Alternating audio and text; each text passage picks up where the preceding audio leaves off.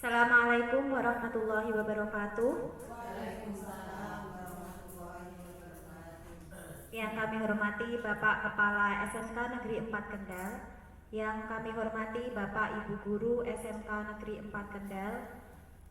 Alhamdulillah pada kesempatan hari ini kita bisa berkumpul dalam ruang ini untuk mengikuti kegiatan diseminasi budaya positif. Adapun kegiatan yang akan kita laksanakan untuk diseminasi ini, rundown acaranya yang pertama adalah pembukaan, yang kedua adalah pemaparan materi. Nanti untuk pemaparan materi ada dua Bapak Ibu. Materi pertama akan disampaikan oleh Bapak Hengki Haryadi, materi yang kedua akan disampaikan oleh saya sendiri, Dwi Retno Kurniasih. Yang ketiga yaitu refleksi, dan yang terakhir adalah penutup. Nah, untuk mengawali kegiatan hari ini, mari kita buka dengan bacaan basmalah bersama-sama. Bismillahirrahmanirrahim. Semoga kegiatan hari ini bisa berjalan dengan lancar, dan apa yang kita pelajari hari ini semoga bisa bermanfaat untuk kita semua, khususnya untuk SMK Negeri 4 Kendal. Selanjutnya, tujuan dari diseminasi budaya positif yang pertama di sini menciptakan lingkungan yang mendukung, di mana nilai-nilai baik dihargai, perilaku positif didorong, dan konflik diatasi dengan cara yang baik. Yang kedua yaitu meningkatkan keterlibatan seluruh warga sekolah untuk mendukung pengembangan karakter baik di lingkungan sekolah dan sekitar. Maka dari itu saya dan Pak Hengki sebagai calon guru penggerak di sini mengajak Bapak Ibu dari SMK Negeri 4 untuk belajar bersama terkait dengan budaya positif. Sebelum kita masuk ke kegiatan inti, kita buat kesepakatan terlebih dahulu ya Bapak Ibu. Untuk kesepakatannya dalam kegiatan kali ini, yang pertama berpartisipasi aktif. Yang kedua, berpikiran terbuka, saling menghormati dan menghargai. Yang ketiga, mengikuti sesi dengan penuh semangat, gembira, dan bahagia. Demikian kesepakatannya. Apakah Bapak Ibu sepakat? Atau ada yang mau ditambahi? Atau sudah cukup? Cukup ya. Baik, kalau sudah cukup, kita langsung masuk saja ke materi yang pertama. Akan disampaikan oleh Bapak Hengki Haryadi SPD. Kepada beliau dipersilahkan. Silakan Bapak.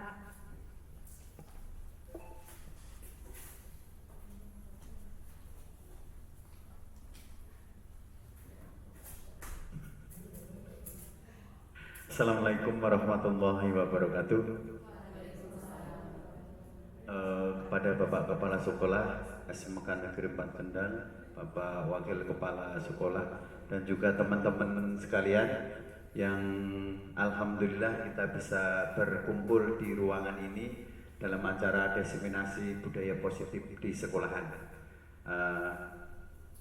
Yang pertama, mari kita panjatkan puji syukur kehadirat Allah Subhanahu wa taala karena limpahnya, rahmatnya, ridhonya kita bisa ketemu di ruangan ini. Yang kedua, sholawat serta salam mari kita sampaikan kepada junjungan kita Nabi Agung Muhammad Sallallahu Alaihi Wasallam. Semoga besok kita dapat syafaatnya besok di yaumil akhir. Amin Allahumma. Ibu bapak yang saya hormati, terima kasih kehadirannya pada hari ini. Saya akan menyampaikan materi yang pertama. Ya, saya sama Ibu Retno. Yang pertama itu disiplin positif dan nilai kebajikan universal. Yang kedua teori motivasi, hukuman dan penghargaan, serta restitusi. Dan yang ketiga adalah keyakinan kelas.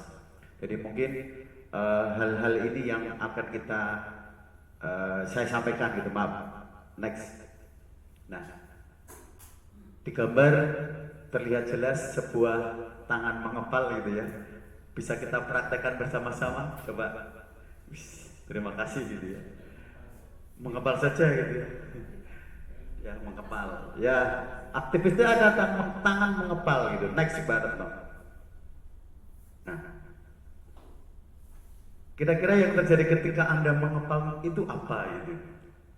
Apakah Anda membuka kepalang tangan Anda? Mengapa, apa, dan alasannya?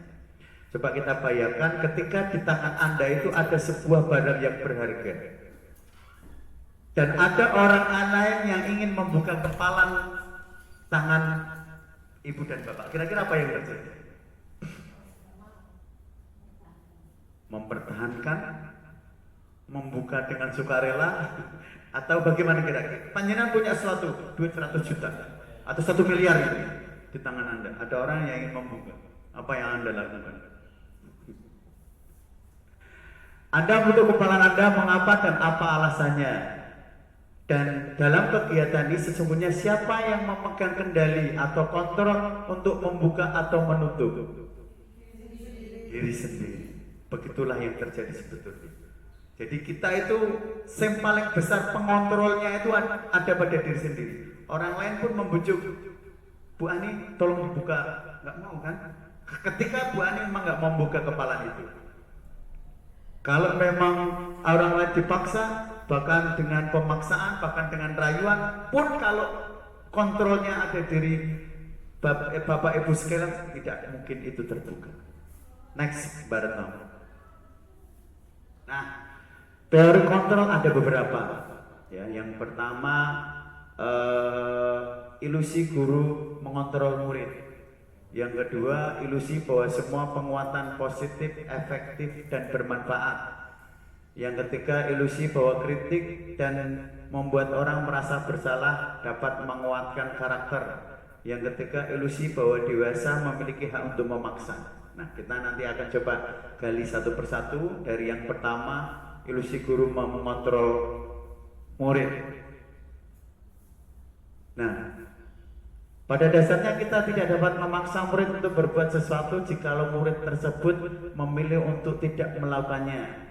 Walaupun tampaknya guru sedang mengkontrol perilaku murid. Hal demikian terjadi karena murid sedang mengizinkan dirinya dikontrol. Teori kontrol menyatakan bahwa semua perilaku memiliki tujuan, bahkan terhadap perilaku yang tidak disukai. Nah, ini kalau guru BK sangat-sangat paham ini begini. Jadi ketika murid dipaksa, tetapi muridnya tidak mau, nah itu yang terjadi akan seperti itu. Ilusi guru mengontrol murid sebetulnya mengatakan bahwa kita menang gitu ya, mengontrol murid, tapi yang terjadi seperti itu. Ketika muridnya mengendali kontrol, mungkin akan terjadi seperti itu. Yang kedua, lanjut saja, nanti Bapak Ibu bisa dimohon maaf, bisa dilihat sendiri gitu ya. Penguatan positif atau bujukan adalah bentuk-bentuk kontrol. Segala usaha untuk mempengaruhi murid mengulangi suatu perilaku tertentu adalah suatu usaha untuk mengontrol murid tersebut. Jadi hampir sama yang pertama. Kalau tadi kita murid yang memegang kendali, supaya bagaimana bisa melakukan, mesti ada upaya-upaya, bujukan, rayuan, bahkan apa boleh Bu Mega? Iming-iming mungkin ya. Diberi motivasi, diberi sentuhan gitu ya. Pak Sairi kalau bicara sentuhan itu langsung pas gitu kan. Diberi sentuhan. Dalam jangka waktu tertentu, keinginan murid tersebut akan menyadari dan mencoba untuk menolak bujukan. Nah, bisa jadi dibujuk mau atau tidak. Kalaupun mau, mungkin akan bertahannya tidak begitu lama. Ya, karena dibujuk, ya. Dikasih iming-iming, kamu harus begini, tak kasih permen 2 pak dan ya, misalnya. Besok dia melakukan lagi. Ya. Yang ketiga, ilusi bahwa kritik dan membuat orang bersalah dapat menguatkan karakter. Mengenai kritik dan merasa bersalah untuk mengontrol murid memicu identitas gagal. Mereka mengembangkan dialog diri dengan negatif kadang-kadang. Nah ini yang mungkin kita sering lakukan, cukup menggunakan suara halus untuk menyampaikan pesan negatif. Jadi misalnya begini, kita enggak bentak-bentak sama murid gitu ya, kita enggak kasar sama murid, tapi tutur halus kita itu ternyata menyakitkan. Bisa juga kan misalnya, kamu sungguh mengecewakan saya, ya. Kalimatnya halus, Tapi kan itu sebetulnya kan menunjukkan bahwa murid itu merasa koyok bagaimana kan begitu. Walaupun kita tidak benar-benar kamu tuh bla bla bla bla misalnya gitu ya. Ya Mas Rita tahu gitu ya. Ya Pak Rin ya gitu ya. Jadi kita pakai bahasa halus tapi sebetulnya itu membuat merasa murid itu bersalah, merasa dia tidak berarti, gagal, itu juga kurang tepat. Yang ketiga, ilusi bahwa orang dosa melihat untuk memaksa. Ini yang sering saya lakukan terutama itu ya. Kita merasa bahwa kita itu dewasa dan merasa apa ya? Kudu ini gitu ya. Memiliki tanggung jawab membuat murid-murid berbuat tertentu. Apapun yang dilakukan dapat diterima. Segala ada sebuah kemajuan berdasarkan sebuah. Ini nggak kelihatan gordon ke atas. Nah, skema belum lagi next. Nah, dapat teman. Pada saat itu pula orang dewasa akan menyadari bahwa perilaku maksa tidak efektif untuk jangka panjang dan sebuah hubungan permusuhan akan terbentuk. Jadi ketika dipaksa, mungkin saat itu dia mau melakukan, gitu ya. Kamu harus bla bla bla bla bla bla. Mau dia melakukan, tapi mungkin saat itu besok mau mulai lagi. Saat itu besok mau mulai. Karena apa? Sebuah paksaan. Jadi kita sebagai orang dewasa itu mesti pengennya. Pernah nggak kita itu merasa sebagai orang tua itu merasa benar dan tidak mau disalahkan? Mungkin bukannya di sekolah gitu ya, di rumah seperti itu kan? Atau hanya saya yang mengalami seperti itu Pak Sayur? Kita orang tua koyok mesti bener deh, Bu Enita. Ya terkadang gitu kan? Ya, terkadang seperti itu. Jadi dominasi orang dewasa itu sebetulnya kayak gitu, pemaksaan, makso gitu. Nah ternyata itu membawa dampak yang dampak dan waktu jangka panjang ternyata apa yang kita lakukan seperti itu. Next, Bu Retno. Ini menurut teori kontrol, menurut Stephen R. Covey gitu ya. Bila kita ingin membuat kemajuan perlahan, sedikit ubahlah sikap atau perilaku Anda. Namun bila kita membicara cara utama kita perlu mengubah kerangka acuan, ubahlah bagaimana belajar, bagaimana berpikir tanpa maksa dan lain sebagainya. Berarti intinya mungkin kita harus memulai dari kita, ya, dari diri kita. Saya pernah kalau bercerita di rumah gitu ya, ngajari anaknya, nek bapaknya tidak menunjukkan perilaku yang seperti itu, anak sekarang lebih apa Bu? Apa ya? Mama saja nggak seperti itu kok, berontak ya Bu ya. Misalnya kita nih yang sebelah ini melaki, kalau bahasa Jawa itu melaki. Ayah tidak seperti itu kok, nah itu. Saking kritisnya anak sekarang ya. Jadi memang seperti itu ya. Jadi misalnya kita merintah sesuatu kita tidak melakukan, nah itu bumerang sebetulnya buat kita. Jadi saya bolak-balik dengan anak sepele ngembalikan piring habis makan itu loh Bu. Ayah saja ditaruh di situ kok, kan seperti itu kan, tidak memberikan contoh. Bu, next Bu. Nah ini stimulus respon dan kita kurangkan dengan teori kontrol kita. Ya. Realitas kebutuhan kita sama, ternyata di dalam teori kebutuhan kita berbeda. Semua orang melihat yang sama, setiap orang memiliki gambaran yang berbeda. Ya, kita mencoba mengubah orang agar berpandangan sama dengan kita. Di teori kontrol, kita berusaha memahami pandangan orang lain. Jadi misalnya anak maunya seperti ini, memaksa kita seperti, ternyata dia punya tujuan yang lain. Ya, perlu pemahaman apa ya? Pola pikir kita untuk memahami mereka.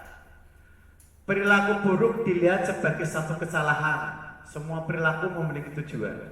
Saya kalau di ilmu BK berbun, saya itu yang ini untuk bertanya-tanya, betul saya. Pertanyaan saya begini, ketika seseorang melakukan sebuah kesalahan, ternyata di teori kontrolnya itu ada tujuan. Misalnya begini. Nah, itu kebutuhan ternyata tujuan yang anak ingin tunjukkan itu kebutuhan dia. Misalnya dia di kelas itu, dia di kelas gojek dewi dan lain sebagainya ngomong. Ternyata ketika kita selami dalam dia pemenuhan kebutuhan dia itu kurang gitu. Nah, kebutuhan tentang apa ternyata? Bukan ternyata dia nenek gojek honor ini dia salah, itu ternyata tidak serta merta seperti itu. Pikir saya yang menungui Pak Budi. Nah, perilaku buruk ini salah kan gitu kan. Ternyata kita dalami bocah kok ngono ternyata ternyata dia butuh kesenangan, pemenuhan kebutuhan kesenangan, pemenuhan kebutuhan apa ya, bertahan dan lain sebagainya. Ternyata seperti itu. Nah, pertanyaan saya lagi ini, kalau orang melakukan kejahatan itu, kan ngoten Pak, orang melakukan kejahatan itu tujuan yang dia miliki apa kan gitu. Ternyata mungkin memenuhi kebutuhan hidup dia, gitu ya. Dia butuh makan, butuh dan sebagainya. Ada tujuan-tujuan ternyata. Oke, next. Orang lain bisa mengontrol, bukannya ini maaf, masih orang lain bisa mengontrol saya. Ternyata di teori kontrol hanya ada yang bisa mengontrol diri sendiri. Ini saya buktikan gitu ya. Aku dikongkon bolak-balik kondang ngerjani, tapi kita tidak mempunyai niatan untuk segera mengerjani, tidak sampai ya. Ya maksudnya itu ya, kon gawe modul ajar gitu. Gawe modul ajar nek ora ya Bu, koncone doyak ayo Bu gawe wis ono, tapi nek dalam diri kita tidak mengontrol untuk kon gawe, ngomong aku gawe, ya kita ora gawe. Kan gitu ya. Sama mungkin anak seperti itu.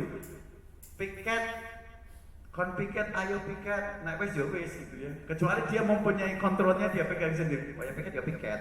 Nah, itu beda. Saya bisa mengontrol orang lain, Anda tidak bisa mengontrol orang lain. Itu sebetulnya seperti itu. Ya, saya ngomong aku ketoke luwih dewasa karo Bu Elita. Saya bisa mengatakan enggak. Kedewasaan belum tentu untuk usia, apalagi belum tentu bisa mengontrol orang lain, karena yang mengontrol orang lain itu ya kontrol dirinya sendiri ya. Nah, pemaksaan ada pada saat bujukan gagal. Ternyata di teori kontrol, kolaborasi, konsensus menciptakan pilihan-pilihan baru. Nih Bu, cocok ini Bu. Ketika kita memaksa anak, mesti kan dewe wis apa Pak Budi? Biasanya wis ngerayu dan lain sebagainya. Kan ngoten nggih. Akhirnya pokoknya karo marah-marah, akhirnya maksa. Kan gitu. Nek wis dipaksa, nah gitu. Harusnya di teori kontrol itu perlu kolaborasi, konsensus menciptakan pilihan. Kamu harusnya begini loh nak. Nah itu. Kamu harusnya begini loh nak. Itu pilihan-pilihan kita. Sing sabar gitu ya. Kalau di rumah ada masalah rame gitu ya, rada cemberut, ya jangan dibawa ke sekolahan. Yang ketiga, model berpikir menang kalah itu ya, tapi dalam teori kontrol itu win-win solution. Jadi semuanya saling menguntungkan. Maunya anak seperti ini, maunya kita seperti ini, ada solusinya. Next, Barno. Nah, bagaimana kita bisa melaksanakan tadi respon kembali. Nah, stimul respon dan teori kontrol perlu yang namanya disiplin positif. Nah, apa itu disiplin positif? Mas Rindarto, apa disiplin positif Mas Rindarto? Positif melakukan suatu tindakan yang semuanya itu bisa tidak ada yang merugikan, tapi semua bisa menguntungkan semua. Tidak merugikan dan menguntungkan semuanya. Disiplin positif. Bu Yayi pernah menerapkan disiplin Bu Yayi? Disiplin saja. Pernah menerapkan disiplin Bu Yayi? Ya. Sering ya? Sering. Nah, disiplin positif. Next, Mbak. Nah, disiplin positif menekankan pendekatan yang mendukung dan konstruktif dalam mengelola perilaku siswa, sehingga siswa mampu mengontrol dirinya dan memiliki kesadaran diri untuk melakukan tindakan positif sesuai dengan nilai-nilai kebajikan. Nah, Sebetulnya kalau kita mau mengacu pengertian seperti ini, siswa mampu mengontrol dirinya dan memiliki kesadaran untuk melakukan tindakan positif. Jadi kalau selama ini yang saya tahu, mungkin beda dengan teman-teman ya, disiplin positif itu orang melakukan apa yang sesuai dengan aturan mainnya, kayak seperti dipaksa. Ya, ternyata ketika kita melihat bahwa siswa mampu mengontrol dirinya dan memiliki kesadaran untuk melakukan tindakan positif sesuai dengan nilai kebajikan, itulah disiplin positif. Ya, jadi disiplin itu munculnya dari sebuah kesadaran.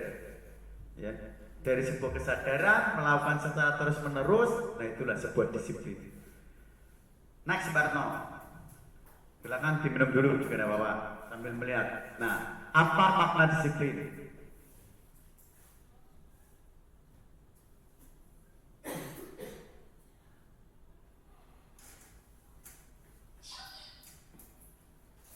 Ya kan? Mungkin kita memaknai disiplinnya seperti ini kan, sesuatu yang dilakukan pada orang lain untuk mendapatkan kepatuhan. Disiplin terhadap patuh seperti itu. Kita harus seperti ini, disiplin. Ketiroma adalah menghubungkan kata disiplin dengan ketidaknyamanan, bukan dengan apa yang kita hargai atau pencapaian sesuatu yang tujuan mulia.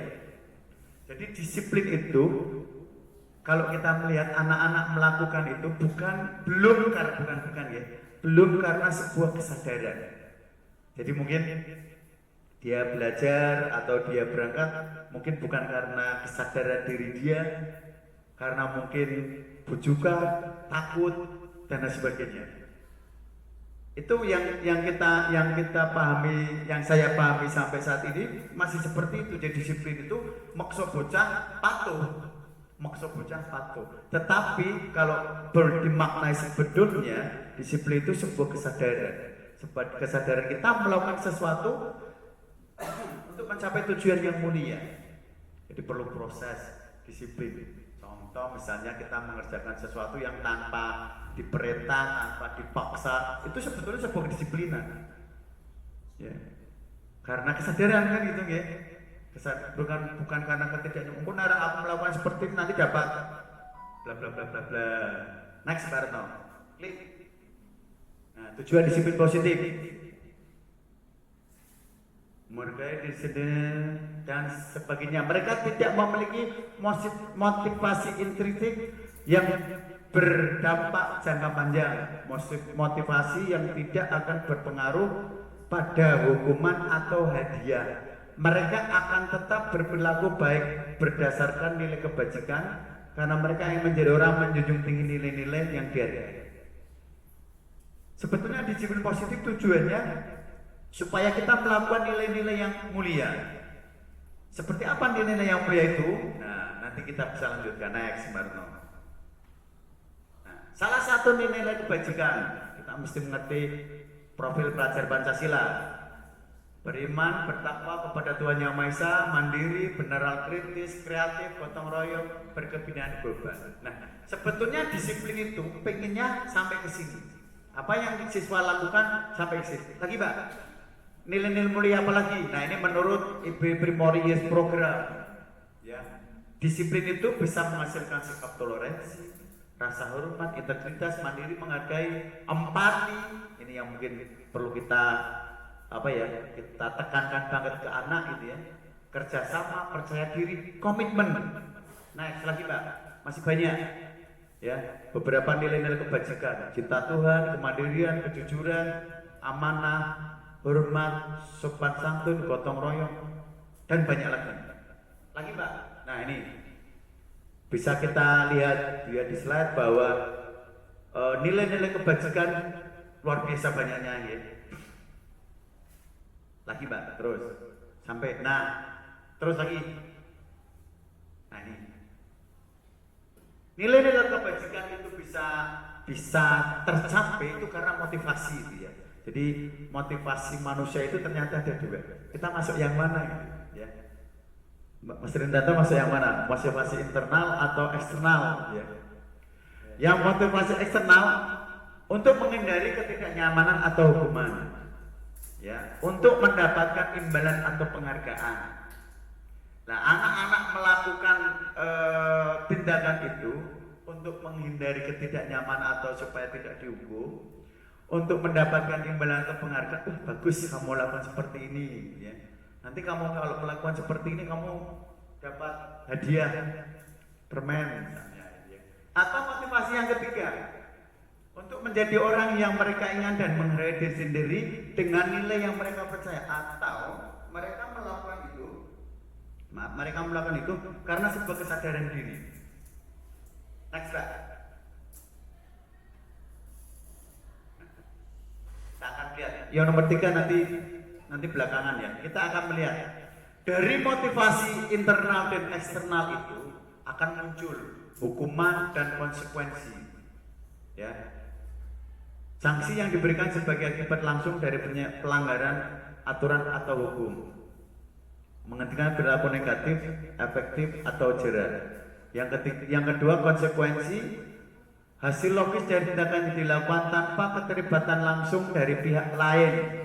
Ya, tujuannya membantu individu memahami dampak dari tindakannya dan membuat pilihan yang lebih baik di masa depan. Contoh hukuman yang pertama, teguran, penurunan nilai dan sebagainya. Contoh konsekuensi, jika seorang siswa membolos, konsekuensinya adalah tidak siap menghadapi ujian karena tidak memahami materi. Coba Pak, next Pak. Nah ini, dihukum oleh penghargaan. Jadi ketika seorang itu melakukan sesuatu karena ingin penghargaan, kira-kira akan seperti ini. Ya, pengaruh jangka pendek dan jangka panjang. Penghargaan itu sebetulnya menghukum, penghargaan mengurangi ketepatan, penghargaan tidak efektif, penghargaan merusak hubungan lain. Saya bertanya, ibu bapak pernah enggak ketika di kelas memberikan penghargaan kepada siswa? Pernah? Sering atau kadang-kadang? Kadang-kadang. Coba kita bayangkan ketika kita memberikan penghargaan kepada siswa, saat itu apa yang dirasakan siswa yang dapat penghargaan? Senang, bangga. Terus ketika kita memberikan sesuatu nanti akan dapat bagaimana respect atau respon anak-anak? Antusias kan? Antusias banget gitu. Silakan jawab, nanti kalau jawab saya kasih pulpen gitu ya. Mesti anak-anak antusias menjawab kan? Itu karena mungkin motivasinya karena penghargaan. Nah, satu lagi misalnya begini. Saya nanti kalau kamu jawab saya kasih I, yang jawab itu terus. Pernah nggak seperti itu? Hanya orang-orang itu sih jawab itu kan? Ya, yang pinter biasanya. Nah, ternyata penghargaan itu tidak serta-merta bagus ternyata. Banyak hal-hal yang coba kita kulik gitu. Ya, Mbak, next.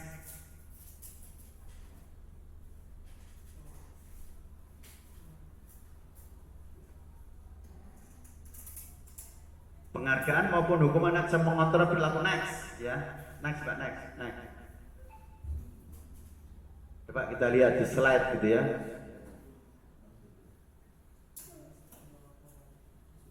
Nah, jika kita menggunakan penghargaan lagi, maka orang tersebut akan tergantung pada penghargaan yang diberikan. Bisa juga terjadi ketika kita sering memberikan penghargaan ke anak, motivasi anak nanti sama Bu Henita jawab dikasih ini, nanti sama Bu Yaya jawab dikasih A, dikasih B, dikasih C. Pernah kita berpikir sampai situ? Ya Bu Yaya. Nah, kan jawab tak kasih roti, sak open nih misalnya. Nggih, berbun. Tak kasih kerudung. Satu yang bisa jawab. Ternyata akan seperti ini. Jika kita mendapatkan orang untuk melakukan sesuatu yang baik, maka selain kita senantiasa berharap mendapatkan penghargaan tersebut lagi, kita pun menjadi tidak menyadari tindakan baik yang kita lakukan. Kalau kita sering melakukan seperti itu, ini nanti kita bayangkan saja. Satu anak sering melakukan seperti itu misalnya, dikasih sepinter jawab dikasih. Coba, bagaimana dengan anak-anak yang mohon maaf tidak berani jawab, terus sebetulnya dia bisa jawab tapi tidak berani ngacung, minder nggak kira-kira mereka? Nah, tidak semua anak seperti itu ternyata Bu Yunita. Betul, tidak tergantung anak mensikapinya gitu. Nah, misalnya kita ngasih penghargaan pada si A yang ketika di kelas A dapat terus, yang lainnya mungkin minder, kurang sepinter itu ya, aku nggak dapat. Menurunkan kepercayaan diri anak, yang lain terutama. Kalau yang mungkin yang bisa oke, itu ya. Mungkin ngiri yang lain, kok dapat terus, nanti akan next Mbak. Oh ini sebentar. Penghargaan tidak efektif, lagi balik. Hanya jika Anda melakukan, Anda mendapatkan demikian. Jika mengharapkan suatu penghargaan dan tidak mendapatkan, maka saya akan kecewa dan berkecil hati. Mungkin juga ketika mungkin yang biasa dapat terus dia tidak dapat, jawaban dia salah mungkin kena orang lain, kecewa nggak mungkin Anda? Bisa juga kan? Karena motivasi itu muncul karena pengen entuk baik gitu. Kalau dia tadi bilang yang bisa mengerjakan tugas saya kasih kudung satu kudung ya satu ya kerudung satu gitu ya.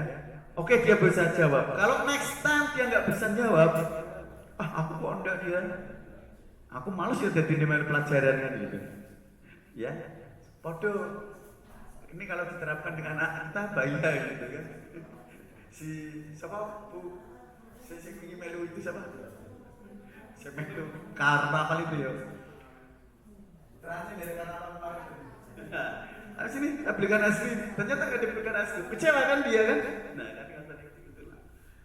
aku ikut kok Anda dapat es krim karena kemauannya bukan karena kesadaran diri dia, karena penghargaan yang dia dapat iming-iming gitu.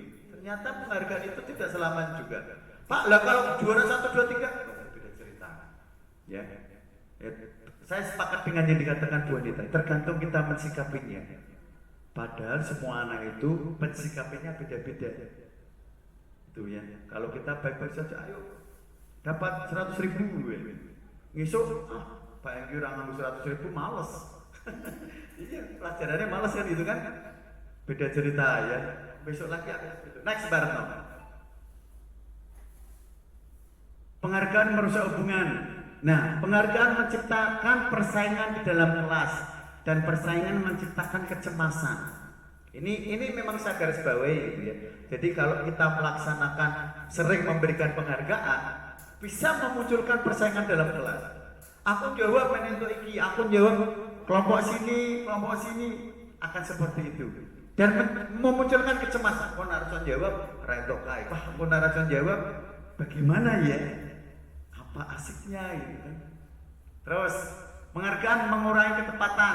Nah ini ternyata nanti kalau ini dibaca saja ya.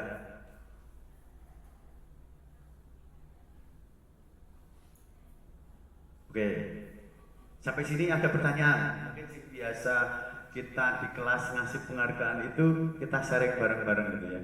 Saya pernah memberikan penghargaan bukan berupa barang, tapi sebuah ucapan selamat saja. Itu dampaknya juga motor bobo, ya. Ketika anak tidak dikasih ucapan atau apus dengan gurunya itu reaksinya itu memang beda. Kayak kecewa gitu kan, kayak ngerti orang jawab baik biasa toan gitu kan. Apalagi kalau penghargaan itu dalam sebuah barang, ya. Bocah DKI sering DKI itu bukan karena kesadaran dia melakukan sebuah sikap seperti itu, tapi karena ya buang ya. Takut saya buang kemarin yang dibuang ya. Takut karena apa? Karena kita belum bisa belum tahu sepenuhnya kesadaran anak itu seperti apa. Nanti kita ngasih kok kayak cemburu, kok kayak iri, kok disengiti ning kelas. Kowe terus senyentuh misalnya.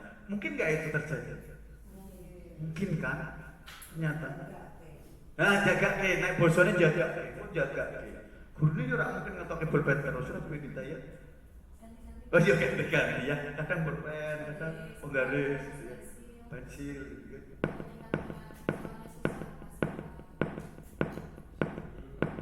apa itu trouble mungkin.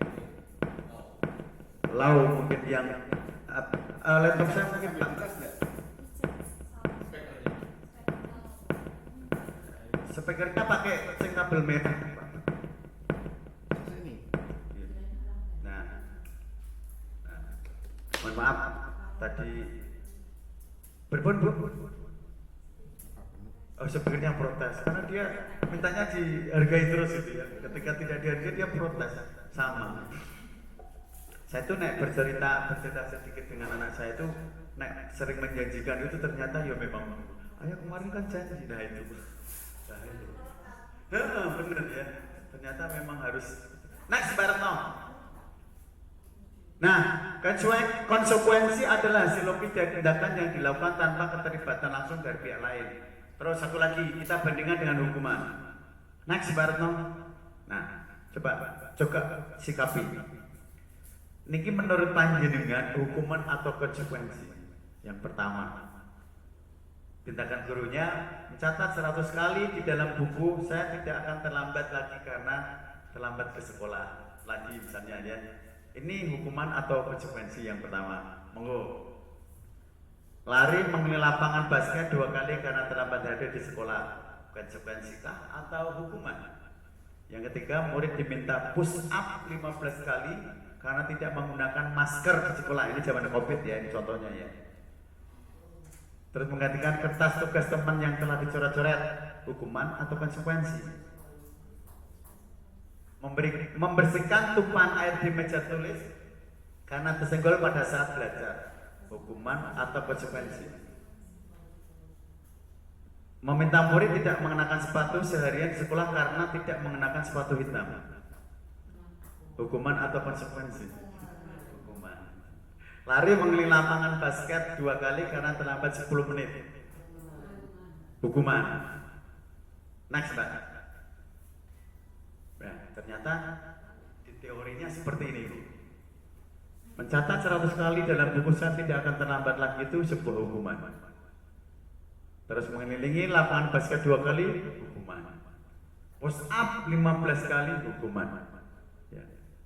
Jadi saya ingatkan, saya itu kalau di NKPI itu menghukum, bukan menghukum ya ketika anak tidak tertib itu, NKPI push up itu bukan sebuah hukuman. Gitu Bu, push up yang mereka bukan hukuman Bu, dan mereka malah sesuatu, ya Pak Budi yang balik kelas NKPI ya. Enggak kan, bukan hukuman, dan mereka push up niku bon biasa Pak. Jangan 15 kali Pak, berapa? 25 kali malah ngenyanyi lewat, iya betul Bu. Ya, ini konon push up bukan merasa dihukum, malah sebuah kesadaran ketika dia melakukan kesalahan push up gitu. Aneh memang gitu ya, tapi itu yang terjadi ya. Terus ini, menggantikan kertas tugas teman yang coret itu sebuah konsekuensi. Membersihkan tumpahan air di meja yang tersenggol sebuah konsekuensi. Murid disuruh mengenakan sepatu, hukuman. Nah yang terakhir sebuah konsekuensi ternyata, bukan sebuah hukuman. Kita lari 2 kali karena pelajaran terlambat. Konsekuensi karena dia tidak terlambat pelajaran. Ya, jadi itulah konsekuensi sama. Next, Mbak. Hukuman dan konsekuensi. Coba kita sikapi sedikit sebentar saja. Sesuatu yang menyakitkan terjadi, sesuatu harus terjadi. Monggo, kita mau bahas yang mana dulu? Anak belajar untuk menyambungkan kesalahan, anak belajar untuk mematuhi peraturan. Ya, Mbak, dibaca. Marah, rasa bersalah, dipermalukan, merasa tidak dihargai. Kehilangan hak, dibuat tidak nyaman, diasingkan untuk sementara. Pernahkah kita memarahi anak di depan teman-teman yang lain? Pernah betul? Pernah ya Bu ya. Ternyata dampaknya luar biasa itu. Ya. Iya. Ternyata kita punya sebuah solusi untuk bagaimana supaya memunculkan motivasi internal itu bisa, bukan karena takut dihukum, bukan karena hanya dapat penghargaan, tapi motivasi itu muncul dari diri kita sendiri. Next. Nah, bagaimana itu semua bisa terjadi gitu, budaya positif ya. Keyakinan kelas, pernah dengar keyakinan kelas? Nah, itu ya. Guru peran dalam mewujudkan terbentuknya keyakinan kelas. Keyakinan kelas itu aturan, peraturan apa bukan? Ya disepakati, ya. Kesepakatan kelas atau keyakinan kelas itu sesuatu yang disepakati di dalam kelas tersebut. Tujuannya apa? Untuk menciptakan nilai-nilai yang tadi, gitu ya. Nilai yang hormat, disiplin, dan lain sebagainya. Next, Bu. Nah, mengapa tidak peraturan saja? Mengapa harus keyakinan kelas? Mengapa kita memiliki peraturan harus menggunakan helm bila mengendarai kendaraan roda 2? Kita pakai helm karena apa, Bu? Nah, buat keselamatan. Buat keselamatan. Kita melakukan sesuatu, ya. Buat keselamatan, bukan takut ditilang polisi kan? Salah satunya. Salah benernya adalah untuk keselamatan kita. Betul. Jadi tujuan kita pakai helm bukan takut. Nilai yang ingin dicapai dalam pembuatan undang-undang itu adalah sebuah keselamatan. Ya. Bukan karena kita takut apa-apa ya, bukan takut ditilang dan sebagainya, tapi karena keselamatan. Next, Bu.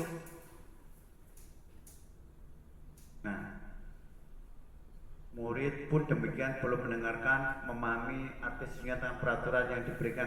Apa nilai kebajikan di balik peraturan tersebut? Sebetulnya yang menjadi PR kita semua itu nilai kebajikan apa yang sebetulnya ditata peraturan ini. Next, Pak. Nah, ini sudah pernah mencoba membuat keyakinan belum? Bu, jadi balik kelas berapa? 11 kuliner 2. Bu Ani tidak. Bu Us 11 TKJ 11 TKA 1. Bu Hen 10 apa? Bu Latifia 11 TJKT 2. TJKT TKJ berarti harus 11 kan? Ya semua nunggu. Bu Mega oh ya. Bu Agnes 12 RPL 2.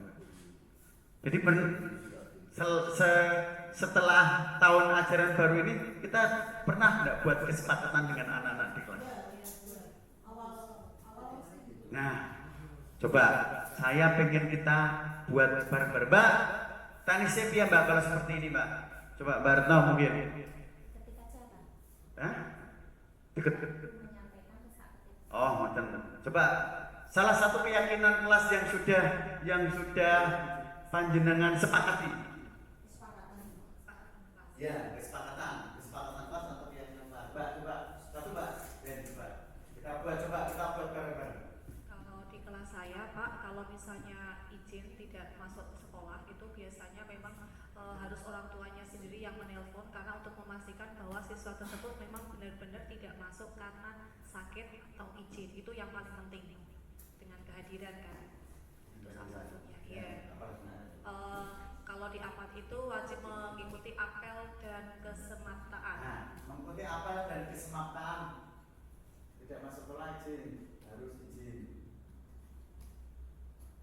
Terus wajib mengikuti apel dan kesemaptaan karena memang di jurusan perikanan itu memang diwajibkan untuk siswa mengikuti apel di pagi dan sore hari serta kesemaptaan di setiap perpu pulang sekolah. Memangnya Bu Us. Oh iya masih dulu. Saya itu pakai mic dulu. Saya itu pelan-pelan. sebelum kemarin itu sebelum mulai di awal pelajaran, karena yang tahun ajaran baru ini ya kelas 10 itu saya buat namanya kesepakatan kelas. Jadi anak-anak saya suruh nulis di situ. Iya. Seperti misalnya Contohnya saja Mas. Ya. Tulis saja Mas. Nanti biar diketik misalnya diketik sama Bu Retno. misalnya di situ ada bukan data teks tapi kesepakatan kelas. Misalnya sebelum memulai pelajaran itu diharapkan kelasnya sudah bersih ya, atau papan tulis sudah siap digunakan untuk guru yang mengajar, kesepakatannya. Kemudian waktu pembelajaran itu sikapnya itu yang santun dan yang sopan terhadap guru dan teman-temannya. Dan kemudian juga satu lagi ya, itu seperti misalnya waktu pembelajaran itu diharapkan tuh tidak memakai HP menggunakan HP ketika pembelajaran selama gurunya tidak menyuruh untuk menggunakan HP. Itu beberapa contoh dari saya. Ada yang Masih memberikan bukti di kelas mandirian mungkin. Iya, jadi kalau di kelas tidak boleh tidur misalnya apa. ya, jadi di kelas kan ada kesepakatan piket.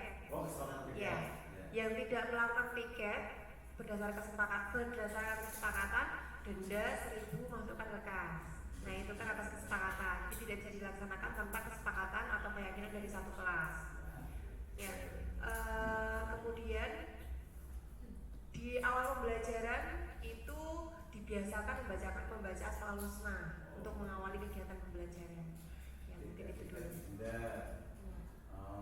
Diawali dengan membaca Asmaul Husna. Ada yang mau nambahin mungkin? Bu Jesi, Ya Pak, karena di tempat saya itu kan semuanya rata-rata perempuan dan kalau dikasih tahu sulit banget. Di antaranya adalah tidak memakai lipstik, Pak. Tidak memakai lipstik. Nah itu, ya karena hampir rata-rata anak perempuan itu kan selalu pakai lipstik. Kalau kita pikir di depan, ayo lipstiknya lah. Akhirnya kita membuat kesepakatan yang paling utama tidak menggunakan lipstik. Tidak menggunakan lipstik. Iya itu Pak. Tidak menggunakan make up. Nah bahasanya komplit kan make up. Lokal, punya kesepakatan di kelas seperti apa? Menabung per hari 1.000. Oh, ketika menabung. Iya. Oh, menabung 1.000. Nah, oke. Dan harus datang, tidak boleh terlambat. Tidak boleh terlambat. Cukup sebut saja ya. Kita ambil satu contoh. Ternyata seperti itu ya. Jadi alhamdulillah kalau memang sudah ada kesepakatan kelas, jadi kesepakatan kelas itu lebih bagus lagi dan tepatnya lagi menggunakan kalimat yang positif, gitu ya. Jadi tidak menggunakan kata dilarang, jangan, gitu. Pakai kata yang positif supaya apa nilai mulia yang ingin dicapai apa, gitu ya. Tidak masuk, kita ambil satu contoh, misalnya. Tidak masuk sekolah harus izin. Berarti nilai-nilai mulia yang ingin dicapai apa kira-kira?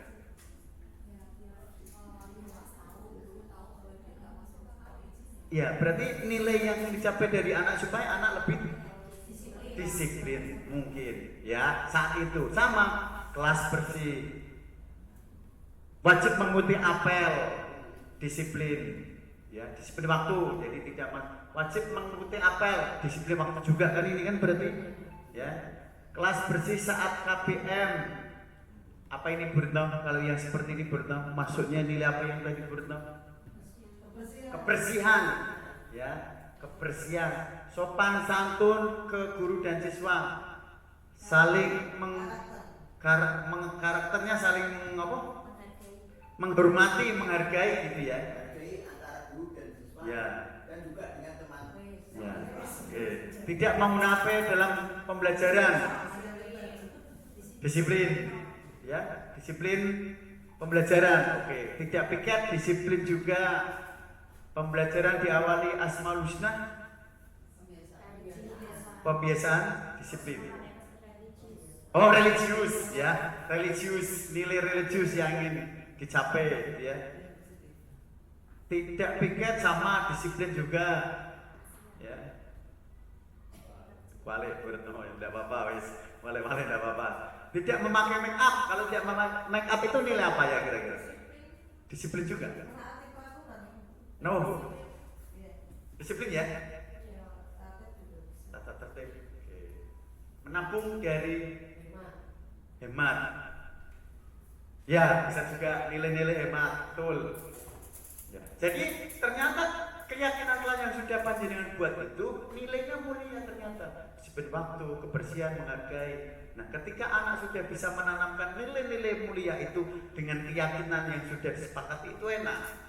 Tinggal ketika misalnya anak terjadi sesuatu, ingat kesepakatan kelas kita. Kan ngoten kan Bu? Kembalikan lagi, ingat kesepakatan kelas kita. Gitu. Sampai sini ada pertanyaan? Kalau mboten wonten silakan diminum. Kalau tidak diminum nanti ndak ngantuk gitu ya, atau basi. Nanti biar sama Burno kita asik-asiknya sama Burno saja. Jangan pengen kalian ngantuk-ngantuk ibu-ibu, ibu bapak biar ngantuk-ngantuk gitu ya. Nanti kalau sama Burno kan nggak ngantuk, seger gitu. Iya, iya kan memang seperti itu. Dengan saya itu nanti ngantuk-ngantuk, nanti kalau dengan Burno kan seger. Sampai sini ada pertanyaan nih Bapak, kalau tidak nanti biar Burno mau lanjutkan materi berikutnya.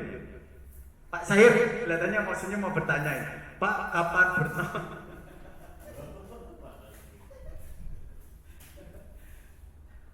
Demikian, mohon maaf begitu ya, pemaparan materi yang pertama. Kurang lebihnya mohon dimaafkan, saya kembalikan ke pembawa acara, kita masuk materi yang kedua. Terima kasih. Assalamualaikum warahmatullahi wabarakatuh.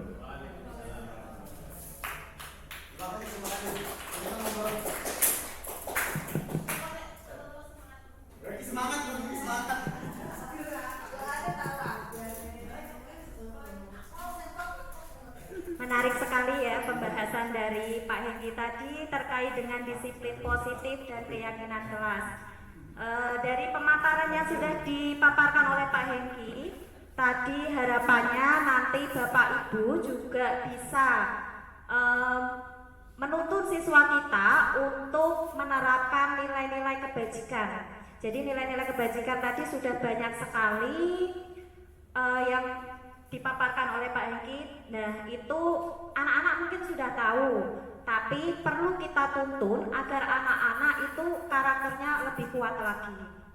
Nah, salah satunya tadi dengan membuat kesepakatan kelas, karena dengan kesepakatan kelas itu anak-anak nanti harapannya dia bisa meyakini nilai-nilai kebajikan itu dari motivasi internalnya, dari dalam dirinya sendiri, bukan dari luar, bukan karena paksaan atau karena dia mengharapkan suatu penghargaan, seperti itu kurang lebihnya. Nah, baik Bapak Ibu, kita lanjutkan ke materi berikutnya. Sebelum masuk ke materi, sepertinya Bapak Ibu di sini sudah agak-agak mengantuk dan kayaknya punggungnya sudah agak kaku. Nah, sekarang kita ice breaking dulu sebentar ya Bapak Ibu. Baik, silakan Bapak Ibu bisa berdiri semua.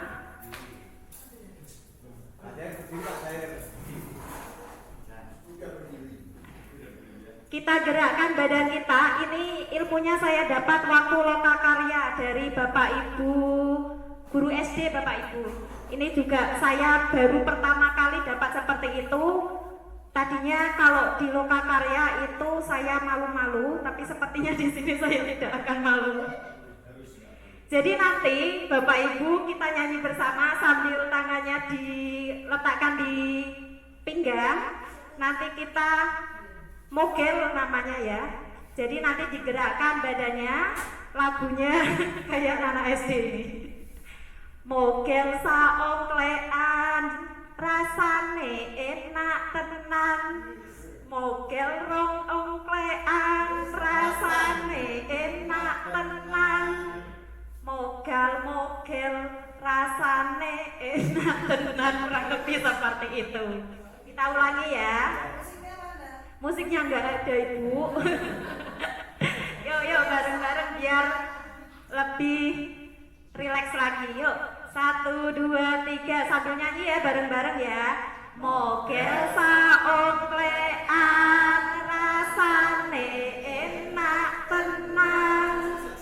Mogel rong ongklean, rasane enak tenan. Bola bali mogel, rasane enak tenan. Lebih seperti itu. Oke, sudah relax Bapak Ibu. duduk lagi, kita siap untuk materi berikutnya. Materi berikutnya di sini masih menyambung dari materi yang sudah dipaparkan oleh Pak Hengki. Di sini materi yang akan saya sampaikan yaitu adalah kebutuhan dasar, posisi kontrol, dan segitiga restitusi.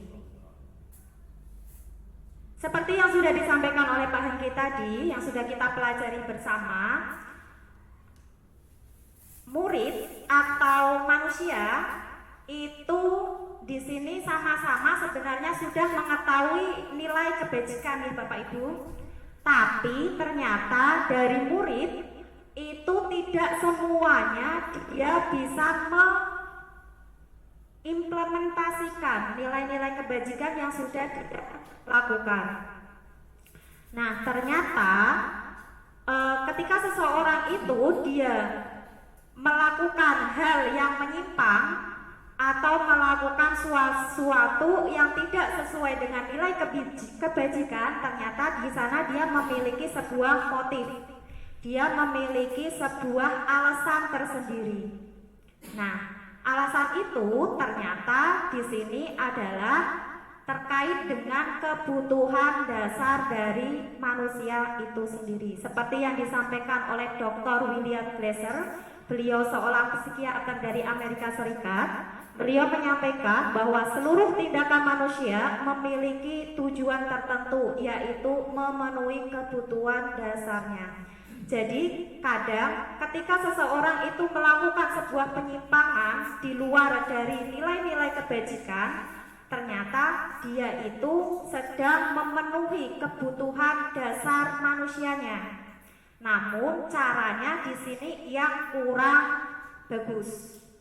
Jadi dia ingin memenuhi kebutuhannya, namun di sini dia masih bingung, masih galau. Caranya bagaimana untuk memenuhi kebutuhannya itu.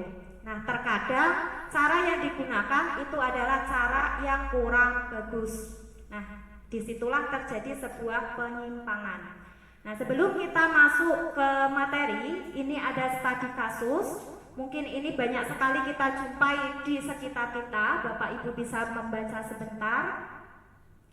Di sini Ibu Ambar, guru wali kelas 10 di SMK Skanipo. Skanipo ya, bukan Skanipo. Kalau di Skanipo anaknya baik-baik. Ini Skanipo.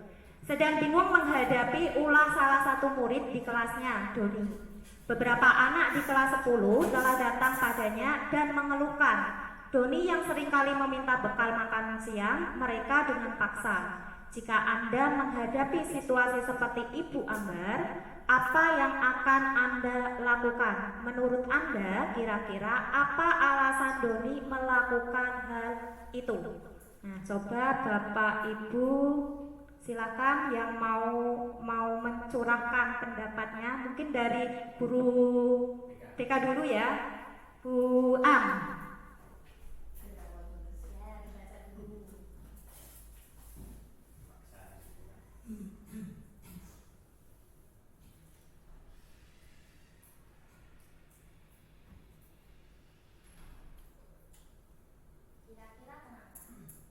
Oke, terima kasih atas waktunya. Dari kasus yang ada, masalah Doni yang sering minta jatah bekal dengan temannya, menurut saya alasannya satu, orang tuanya mungkin tidak memberikan dia atau membawakannya bekal. Yang kedua, ada rasa kurangnya perhatian dari pihak keluarga, pasti ini latar belakangnya, karena harusnya orang tua juga memperhatikan siswa SMK itu pulangnya sore, kebutuhan makan kalau hanya cuma sarapan pagi sampai siang tidak kuat kalau sampai sore, maka ada rasa lapar pastinya di perut Doni. Yang ketiga alasannya ada rasa superior mungkin Doni itu di kelasnya merasa ingin memperlihatkan apa ya, yang kalau dalam BK itu istilahnya superior, ingin diakui bahwa saya itu enggak, iya ada power, saya ini loh bisa mengintimidasi untuk meminta yang saya inginkan ya, untuk diakui biar dapat perhatian, entah pengakuan, entah itu dari teman-temannya, juga kadang dia juga mencari perhatian juga bisa dari gurunya juga. Itu yang alasan dari saya sih. Dan itu pasti dia juga lapar karena sampai sore sarapan pagi nggak cukup, apalagi anak cowok. Sementara itu dari saya. Baik, terima kasih, bagus sekali. Jadi tadi kalau kita simpulkan alasannya kemungkinan itu satu tadi karena dia lapar ya Ibu. Dua itu karena kurangnya perhatian. Jadi dia cari perhatian di kelasnya. Yang ketiga karena dia merasa dominan tadi superior. Jadi dia ingin menunjukkan kekuatannya di sekolah. Kurang lebih tadi yang disebutkan sama Bu Am itu seperti itu. Nah, berarti kita sekarang bagaimana cara menghadapi situasi tersebut. Dari BK lagi Bu Ani ya. Kira-kira ketika ada situasi seperti itu, apa yang akan Ibu lakukan?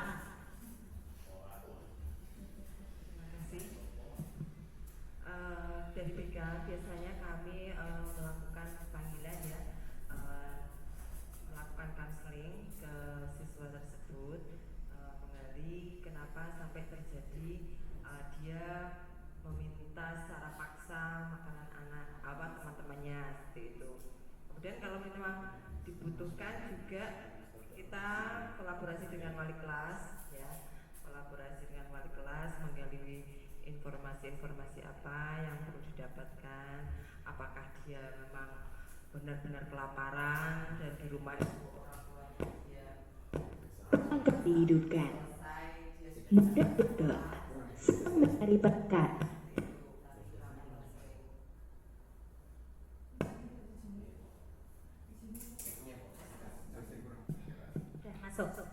Jadi tadi sudah disampaikan oleh Bu Ani, yaitu terkait dengan bagaimana cara menghadapi situasi jika ada kasus seperti ini. Tadi kurang lebih berarti itu ya Bu, melakukan konseling ya, melakukan pendekatan ke anak, mencari tahu apa sebabnya seperti itu, baru mencari solusinya. Nah, kita tampung dulu ya untuk jawaban dari Bu Ani sama Bu Am. Ini memang sudah tepat. Nah, ini nanti juga berkaitan dengan pembahasan berikutnya, yaitu terkait dengan posisi kita dalam posisi kontrol dan bagaimana cara kita untuk memperbaiki kalau terjadi sebuah kesalahan. Silakan Pak Engki, bisa dilanjutkan. Nah, ini berkaitan dengan kebutuhan dasar manusia. Tadi sudah saya sampaikan bahwa ternyata ketika seseorang itu melakukan suatu hal, perilaku, itu ternyata dia memiliki sebuah alasan, di mana alasan tersebut itu berkaitan untuk memenuhi kebutuhan dasar dia. Kebutuhan dasar di sini ada kebutuhan bertahan hidup atau survival. Berarti benar tadi kalau yang disampaikan sama Bu Am. Misalkan contohnya tadi Doni itu dia minta makanan temannya karena lapar. Ya, bisa jadi si Doni itu dia di sini untuk memenuhi kebutuhan bertahan hidup. Kalau dia tidak makan, dia kelaparan, dia nanti bisa sakit, tidak bisa konsentrasi menerima pelajaran. Nah, bisa jadi si Doni itu di sini ingin memenuhi kebutuhan yang pertama. Yang kedua di sini ada kebutuhan kasih sayang dan rasa diterima, atau kebutuhan untuk diterima atau love and belonging. Nah, di sini juga tadi sudah disampaikan juga sama Bu Al. Bisa jadi karena dia ingin diterima oleh kelompoknya. Nah, jadi dia mencari perhatian ke teman-temannya. Harapannya nanti ketika dia melakukan sebuah perilaku yang agresif itu nanti dia bisa diperhatikan sama teman-temannya, diakui sama teman-temannya seperti itu. Tapi caranya dia memang kurang baik. Yang ketiga di sini adalah kebutuhan kebebasan, yaitu bisa jadi anak tersebut itu di sini ingin bebas atau disebut dengan kebutuhan akan pilihan atau freedom. Jadi kadang anak-anak itu dia berontak, ingin mendapatkan sebuah kebebasan. Yang keempat di sini adalah kesenangan, kebutuhan untuk merasa senang atau fun. Bisa jadi si Doni itu dia hanya iseng, dia senang kalau goda teman-temannya, kalau dia ambil makanan teman-temannya, terus nanti teman-temannya ke sana nangis atau apa, nanti dia tertawa-tertawa. Nah, bisa jadi itu adalah dia hanya ingin happy fun saja. Dan yang terakhir di sini adalah kebutuhan penguasaan atau kebutuhan pengakuan atas kemampuannya atau power. Tadi yang disebutkan sama Bu Am itu kalau di BK istilahnya adalah superior. Jadi dia ingin menunjukkan bahwa dirinya itu kuat, bahwa dirinya itu mampu menguasai kelasnya. Nah, kebutuhan-kebutuhan dasar manusia inilah nantinya yang akan kita dalami ketika kita menjumpai sebuah kasus anak-anak kita melakukan sebuah pelanggaran atau anak-anak kita tidak menerapkan disiplin positif. Nah, bisa berlaku di orang dewasa atau anak-anak ya, semua ini sifatnya umum. Nah, ketika kita menemui sebuah kasus, berarti kita di sini posisinya adalah orang yang sedang menangani kasus, orang yang sedang ingin memperbaiki jalan, orang yang sedang berada di jalur yang salah seperti itu kan, akan mengembalikan anak-anak tersebut untuk kembali ke jalur yang benar, yaitu memedomani nilai-nilai kebajikan kembali. Nah, posisi seperti itulah yang disebut dengan istilah posisi kontrol, Bapak Ibu. Jadi ketika kita sebagai seorang guru sedang menangani sebuah kasus, maka kita berarti sedang ada di dalam posisi kontrol. Nah, posisi kontrol itu ternyata berbagai macam Bapak Ibu. Jadi nanti kita bisa saling merefleksi diri sendiri. Ketika kita menjumpai kasus, kira-kira nanti posisi kita itu di penghukumkah, di orang yang pembuat merasa bersalah, atau posisi sebagai teman, atau posisi pemantau, atau posisi sebagai seorang manajer. Ini nanti kita refleksi sendiri-sendiri ya, kira-kira posisi kita ada di mana. Untuk mengetahui ini saya ada beberapa contoh video dari masing-masing posisi ini. Nanti Bapak Ibu bisa melihatnya, sekalian nanti kita bedah. Ini untuk posisi pertama ya, posisi penghukum. Silakan Bapak Ibu bisa dilihat videonya.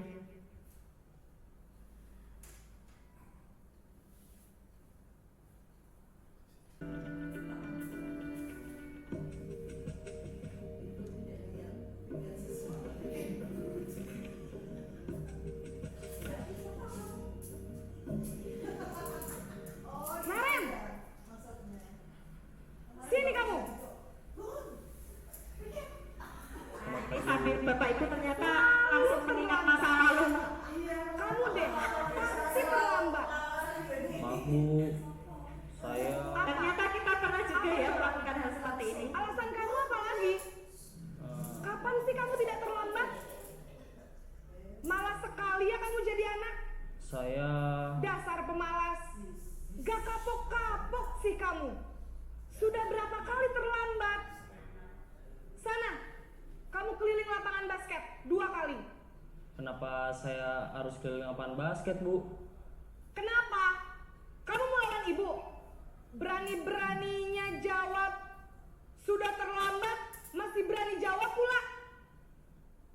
Sekarang, keliling lapangan basket 5 kali sekalian. Biar kapok. Cepat. Pergi sana ke lapangan basket. Nah, itu untuk posisi penghukum ya Bapak Ibu. Tadi siswanya terlambat, terus ibunya langsung marah-marah. Nah, sekarang kita coba mengidentifikasi, menganalisis video tadi ya. Nah, di sana kalau kita cermati tadi ada beberapa kalimat yang menunjukkan ciri-ciri seseorang sebagai posisi penghukum. Contohnya di sini, kamu lagi selalu terlambat, kamu deh pasti terlambat. Jadi dia sering memojokkan anak yang sedang melakukan kesalahan. Nah, itu ada, kapan sih kamu tidak terlambat? Malas sekali ya kamu jadi anak, dasar pemalas. Kenapa kamu mau melawan ibu? Berani-beraninya jawab. Tadinya disuruh lari 2 kali lapangan, setelah dia bertanya malah disuruh lari 5 kali. Nih. Terus dia langsung memberikan hukuman keliling lapangan basket biar kapok cepat, seperti itu. Nah, ciri-cirinya tadi di sini bisa kita lihat nada suaranya dia tinggi. Jadi emosinya tinggi, senang menghardik, membentak anak. Terus bahasa tubuhnya tadi bisa Bapak Ibu juga lihat, matanya melotot, jarinya menunjuk-nunjuk, bisa jadi nanti berkaca pinggang, memberikan hukuman verbal atau fisik. Hukuman verbal berarti kata-kata yang tidak bagus, seperti yang bisa Bapak Ibu lihat, itu ada dasar pemalas. Terus hukuman fisik tadi disuruh keliling lapangan, padahal dia hanya terlambat, tapi hukumannya tidak sesuai dengan keterlambatannya. Nah, ini tadi kita belajar antara hukuman sama konsekuensi. Ternyata yang diterapkan sama Bu Guru tadi itu masih berupa hukuman.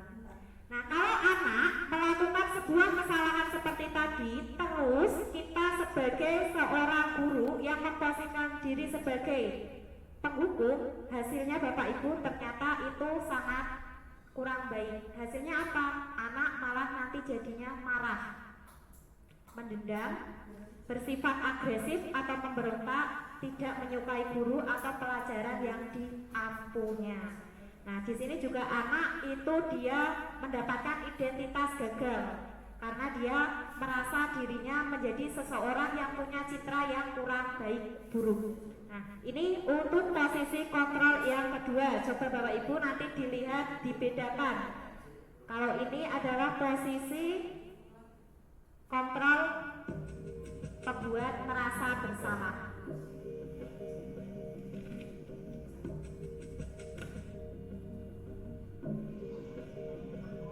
Naren,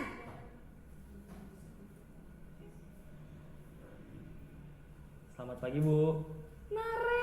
Naren, kamu kenapa terlambat lagi, Nak? Ya Tuhan, Naren, kamu senang ya bikin ibu susah ya? Kalau kamu terlambat lagi, nanti ibu yang ditegur bapak kepala sekolah, Nak. Disangka ibu tidak bisa membina kamu. Duh, gimana ini?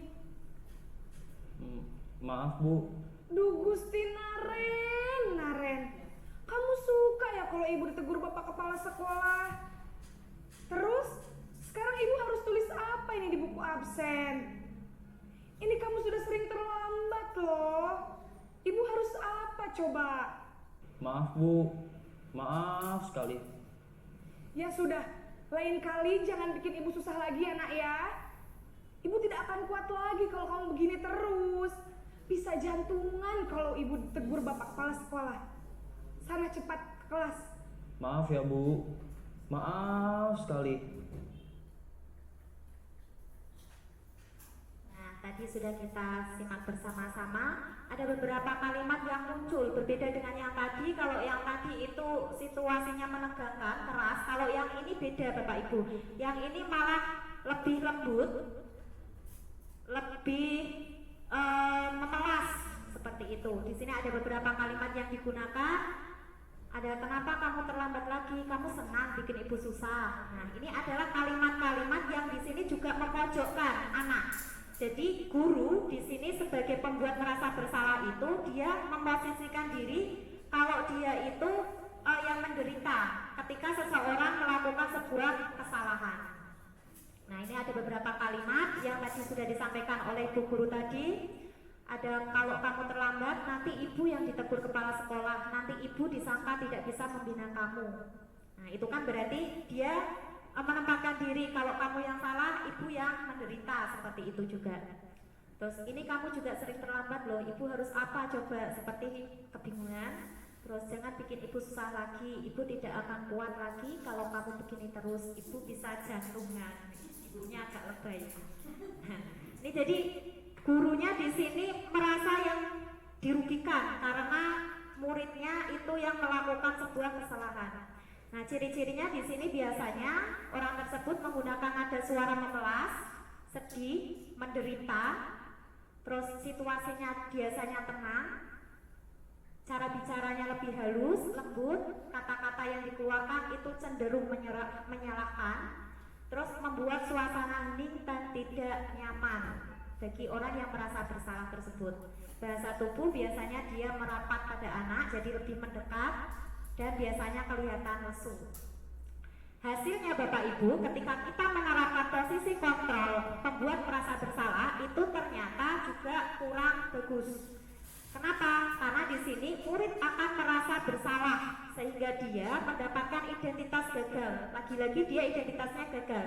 Sama ketika tadi dia dihukum. Dia akan merasa rendah diri, merasa menjadi orang yang gagal dan tidak sanggup membahagiakan orang lain. Jadi dia memendam rasa tersebut biasanya. Terus dia tertekan karena menahan perasaan. Nah ini ketika kita membuat merasa bersalah seperti itu sangat berbahaya ternyata Bapak Ibu. Nah, ketika anak itu dia memendam perasaannya, ketika emosinya keluar, itu malah anak itu bisa melakukan hal yang lebih fatal dibandingkan dengan ketika dia dihukum. Kalau anak itu dihukum menggunakan posisi penghukum tadi, itu anak bisa meluapkan rasa emosinya. Mungkin anak bisa marah, anak bisa merasa agresif dan sebagainya. Tapi ketika anak itu dia sudah merasa bersalah, merasa dirinya itu gagal, rendah diri, itu malah anak tersebut biasanya dia akan cenderung menarik diri dari kelompoknya. Nah ini yang biasanya sering membuat orang-orang condong ke bunuh diri Bapak Ibu. Nah ya yang sekarang lagi viral ya. Jadi dia menahan, ngepet rasanya, dia merasa seolah-olah dia menjadi seseorang yang tidak berguna lagi. Itu untuk pembuat merasa bersalah. Nah ini lanjut lagi, ada posisi kontrol yang berikutnya ketika kita memposisikan sebagai seorang teman. Kalimatnya juga nanti berbeda lagi.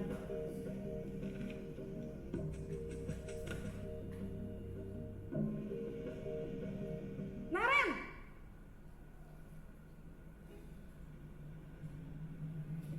Selamat pagi Bu. wah sudah jam berapa ini nak? Terlambat lagi ya sayang.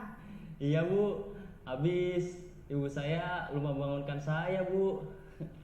Kamu malah menyalahkan ibu kamu. Kamu bukannya anak yang larinya paling kencang. Kok terlambat sih? Iya Bu, saya memang terlambat bangun tadi.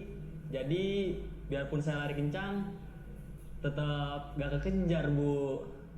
Ya sudah sana, nanti lain kali larinya lebih kenceng lagi ya. Biar gak terlambat lagi. Bikin seneng ibu, demi ibu. Bisa kan? Bisa lah Bu.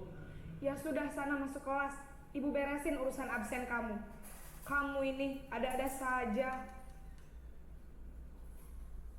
Itu ketika dia memposisikan sebagai seorang teman. Beda ya, kalau tadi di pertama penghukum dia serem, yang kedua merasa bersalah dia menjadi orang yang sangat melas. Kalau yang ketiga ini dia malah jadi orang yang sosoknya ramah. Jadi dia memposisikan diri sebagai seorang teman dari muridnya.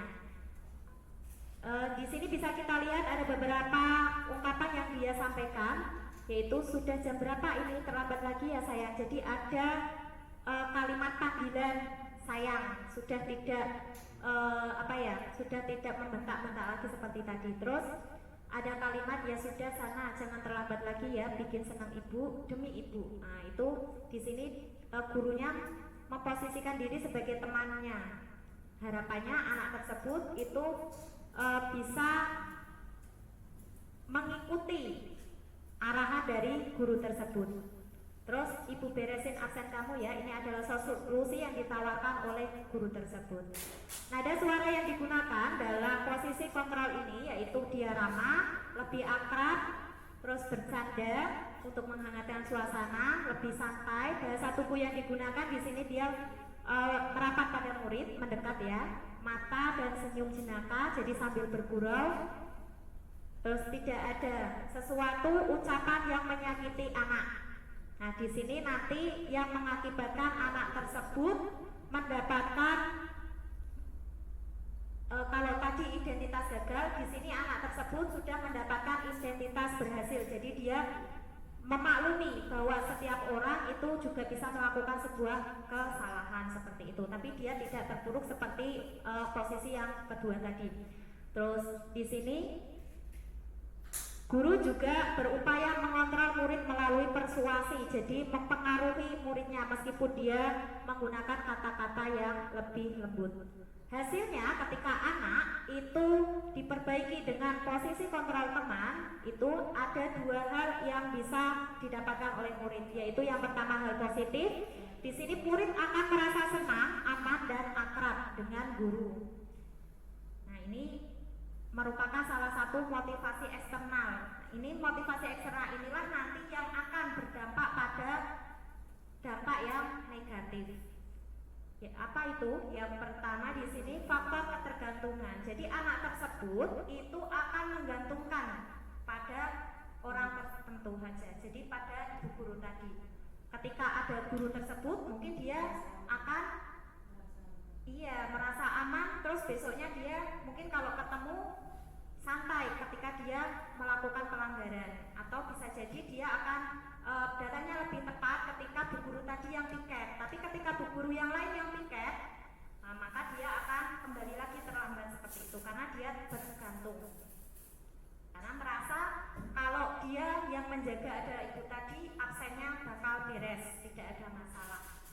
Terus dia tidak mandiri, murid hanya akan bertindak untuk guru tertentu dan tidak untuk guru lainnya. Jadi di sini dia sifatnya lebih subjektif, membuat siswa menjadi merasa ketergantungan. Tapi yaitu poin plusnya tadi, anak sudah mendapatkan identitas berhasil, jadi dia sudah tidak mengalami keterpurukan. Jadi dia sudah mau di sini sedikit memiliki kesadaran untuk memperbaiki kesalahannya tanpa merasakan kesakitan atau tertekan, meskipun itu motivasinya eksternal. Lanjut Pak. Ini posisi kontrol yang terakhir. Sebentar, ini masih loading.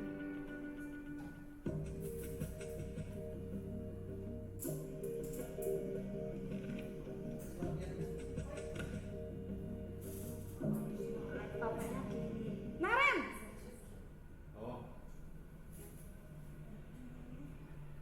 Selamat pagi Bu. Naren, apa peraturan sekolah kita tentang jam berapa kita harus masuk sekolah, Nak? Kita harus di sekolah jam 7 Bu. Iya betul, sekarang sudah jam 7.20. Naren sudah tahu konsekuensinya jika terlambat hadir. Paham Bu. Saya harus tinggal kelas pas jam istirahat selama 20 menit. Iya benar, konsekuensinya demikian.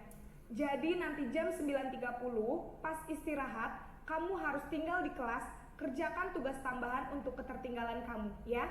Baik Bu. Nah, itu untuk posisi manajer ya Bapak Ibu. Ternyata juga sikapnya berbeda dengan yang tadi. Untuk pemantau ya. Untuk pemantau ini di sini beberapa yang dilakukan oleh guru, yaitu di sini apa peraturan sekolah kita tentang jam berapa kita masuk sekolah. Biasanya pemantau itu dia akan lebih condong ke peraturan yang berlaku di sana. Dia akan mengingatkan peraturan-peraturan apa saja yang ada di sekolah dan konsekuensinya apa. Jadi yang jadi pegangan itu tentang peraturannya sama konsekuensi yang harus diterimanya.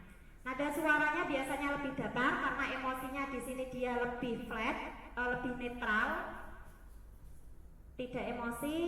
Terus ekspresi datar, tidak bergurau atau suara tinggi. Bahasa tubuhnya lebih formal, mengandalkan perhitungan, data untuk mengontrol. Tadi ada hitung-hitungan ya, kamu berangkatnya jam berapa, masuknya seharusnya jam berapa, terlambatnya berapa menit, seperti itu maksudnya.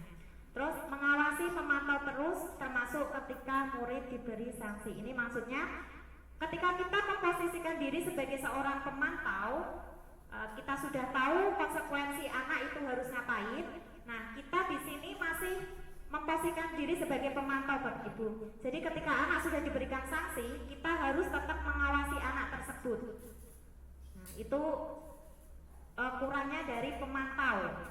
Terus hasilnya adalah murid akan menghitung konsekuensi dan hadiah tanpa memahami sepenuhnya nilai kebajikan yang dituju, tidak sepenuhnya mandiri. Jadi anak di sini sudah mulai tahu konsekuensinya, tapi dia belum sadar sepenuhnya atas nilai-nilai yang harus dituju. Dia hanya tahu konsekuensi, kalau saya terlambat berarti saya harus mengganti keterlambatan saya, tanpa dia tahu bahwa sebenarnya kenapa alasan kita harus datang tepat waktu. Itu kan alasannya banyak sekali. Bisa untuk belajar disiplin waktu, untuk memanage waktu, mengatur waktu agar kita tidak ketinggalan pelajaran dan seterusnya. Tapi di sini untuk pemantau itu hanya sebatas dia tahu konsekuensinya saja tanpa tahu kebajikan, nilai-nilai kebajikan yang akan dituju.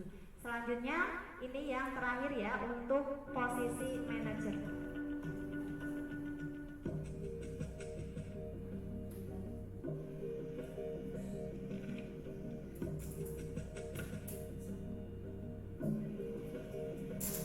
Naren,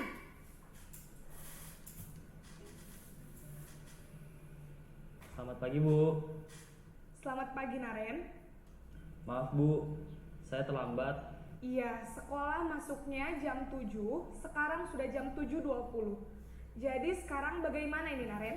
Maaf, Bu. Saya lupa setel alarm saya semalam. Baiklah, menurut kamu, keyakinan sekolah yang mana yang perlu kamu tingkatkan?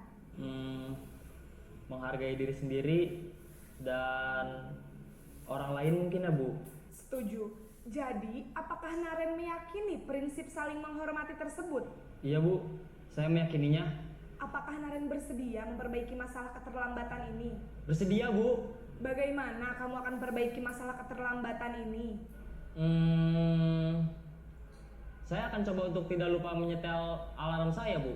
Baik, kalau Naren lupa menyetel alarm di rumah, ada orang yang kira-kira bisa bantu mengingatkan tidak? Ada, Bu. Kakak saya, Kak Ema. Ada lagi selain Kak Ema? Selain Kak Ema, ada ibu saya. Baik, jadi yang mengingatkan Naren adalah Kak Ema dan ibu kamu ya? Kira-kira akan mulai setel alarm kapan nih Naren? Setelah pulang sekolah, akan segera saya lakukan. Baik, jadi Naren akan setel alarm untuk bangun besok pagi dan akan diingatkan oleh kakak dan ibunda Naren ya. Ada lagi yang mungkin perlu dilakukan Naren agar tidak terlambat bangun lagi? Tidak ada, Bu. Baik Naren, terima kasih untuk kerjasama kamu. Sekarang kamu perlu kembali ke kelas untuk belajar. Baik, Bu. Terima kasih. Nah, ini juga beda lagi dengan yang tadi. Di sini ada beberapa kalimat yang muncul, yaitu menurut kamu keyakinan sekolah yang perlu kamu tingkatkan? Apa kamu meyakini prinsip saling menghormati? Apa kamu bersedia memperbaiki masalah keterlambatan? Jadi kalau kita lihat kalimat-kalimat yang disampaikan oleh ibu guru tadi, itu sifatnya dia menuntun anak menuju keyakinan yang positif, keyakinan yang dia yakini. Jadi di sini guru hanya sifatnya menuntun. Ciri-cirinya yaitu di sini nada suaranya dia lebih tulus, netral, tidak emosional, tidak terlalu ramah dan tidak bernada tinggi, sama dengan yang posisi yang tadi. Jadi lebih flat, membimbing murid dengan mengajukan pertanyaan-pertanyaan bermakna agar membuka pikiran murid sehingga dapat memecahkan masalahnya secara mandiri, menuntun murid agar dapat berefleksi atas tindakannya. Hasilnya, ketika kita memposisikan diri sebagai seorang manajer, ketika kita menemui sebuah kasus, maka di sini murid akan lebih mandiri lagi, Bapak Ibu. Murid akan merasa merdeka. Jadi dia merdeka di sini maksudnya dia bisa menemukan berbagai macam solusi tanpa sebuah paksaan atau sebuah tindakan yang menyakiti dirinya. Jadi dia bisa menerima dengan baik, terus bertanggung jawab, percaya diri, dan dapat memecahkan masalahnya sendiri. Dan yang terpenting adalah ketika kita menerapkan posisi manajer ini, maka motivasi internal di dalam tubuh murid tersebut itu akan keluar. Jadi kalau yang tadi itu masih motivasi eksternal, jadi dia melakukan sebuah perbaikan dari kesalahan dia itu karena dirinya. Nah itu akibatnya kalau dia tidak menemui faktor tersebut, ya dia kembali lagi ke sifat buruknya. Tapi kalau kita menerapkan manajer seperti ini, itu anak motivasi internalnya akan keluar lagi. Kalau motivasi internalnya sudah keluar, maka dia akan sadar diri. Nah, harapannya kalau anak sudah sadar, ya dia pasti akan memegang keyakinan tersebut, dia tidak akan mengulangi kejadian yang salah. Seperti itu Bapak Ibu. Selanjutnya Pak Hengki.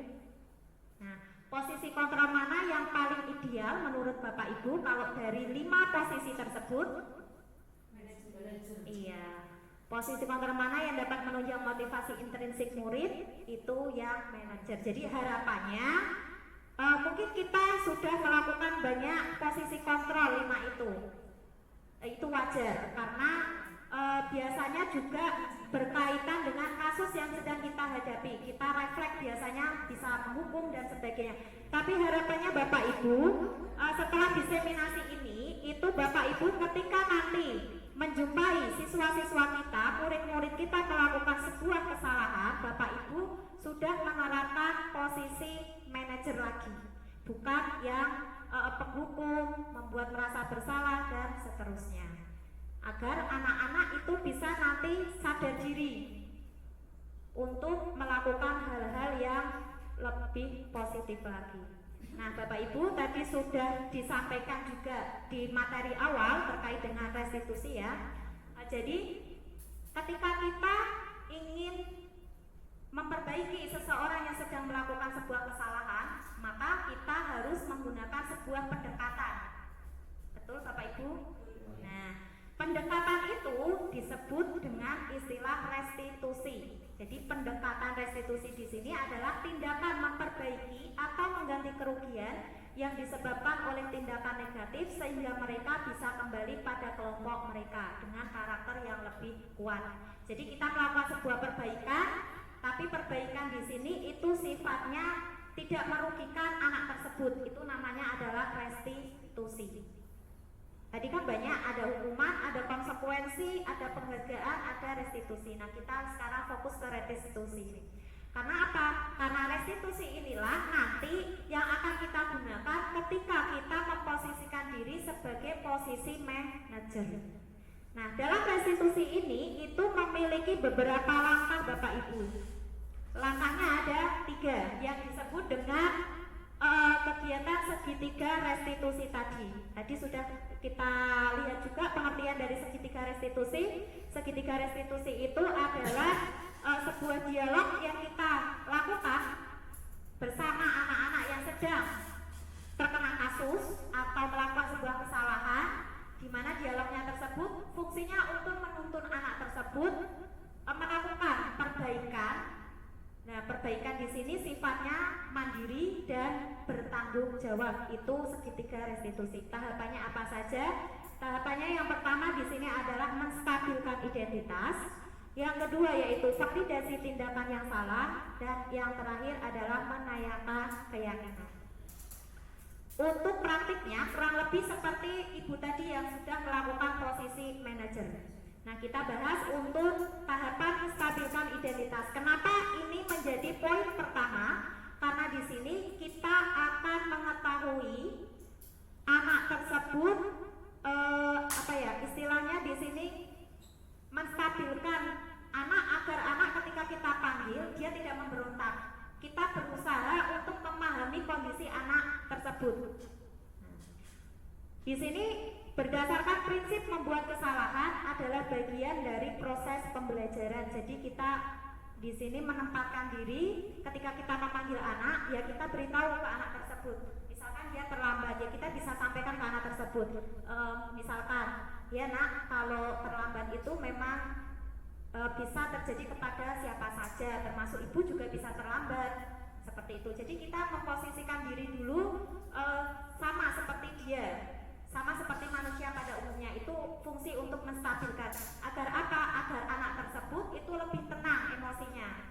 Anak tersebut bisa lebih nyaman, agar anak tersebut merasa aman. Itu fungsinya. Dan nanti dia itu harapannya ketika kita memberikan masukan atau ketika kita mencari solusi bersama, itu itu dia bisa menerimanya. Itu fungsi untuk menstabilkan identitas. Selanjutnya di sini berperan menggeser identitas murid dari identitas gagal ke identitas sukses ini ya. Jadi anak tersebut ketika dia melakukan kesalahan, ya dia tahu kalau salah itu merupakan sebuah proses menuju pembelajaran, bukan sebuah keburukan yang fatal. Karena semua manusia itu bisa berbuat salah. Terus di sini jangan mengkritik murid yang sedang mengalami identitas gagal, karena kalau kita mengkritik anak tersebut nanti bisa saja dia tambah marah, anak tersebut nanti tidak terima. Jadi apapun masukan yang kita berikan nanti bakal mental. Itu fungsi dari menstabilkan identitas.